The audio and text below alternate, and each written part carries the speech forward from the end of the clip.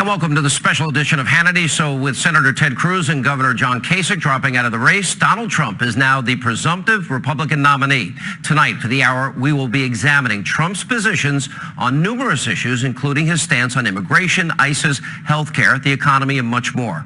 So how effective can a Trump presidency be, and who will Trump lean on for advice? Now, we've got a lot to cover tonight, so let's get started.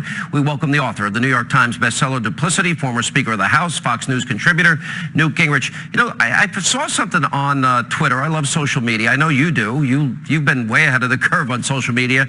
And it just is, it's been circulating.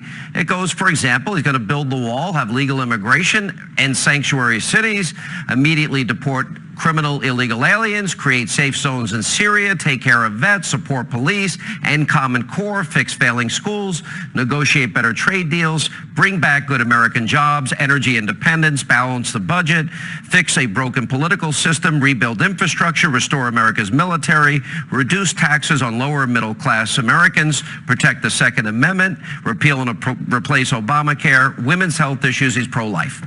That kind of sums up the guy I interviewed all these times over these many months. Last night we were talking about this, and I agree with your analysis. He's not a traditional conservative. Is there any one of those positions that's not conservative, though? Well, again, I think you can argue about, for example, building the wall, whether that's conservative or not. It's certainly popular. But I would make a deeper point that the news media totally misses. You just gave a list of the most substantive candidate I can remember who has taken item after item after item. I mean, when people say he doesn't stand for any issues, I wonder, what planet they're on. This is a guy who's gone out and has told us about a tremendous range of issues, the direction he would go in. And I think that in that sense, he's been a very substance-oriented candidate. Some of the substance terrifies Washington, but frankly, that's good. Washington needs to be terrified a little bit. Well, why is Washington so terrified? Can you psychoanalyze that? Well, sure. He represents the end of their world.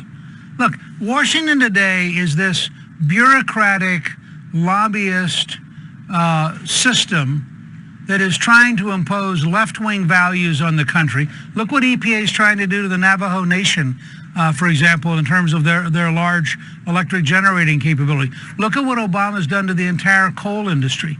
Look at what you see happening again and again with court decisions that favor radical values. So you have this huge industry in Washington of people who try to dictate to the rest of us how we should think, how we should act, what we should do. And they are faced with a candidate who represents the will of the American people, who's prepared to have, you can think of Take Back Washington as the subset of Make America Great Again. And I think that if you're Washington, that kind of scares you. So there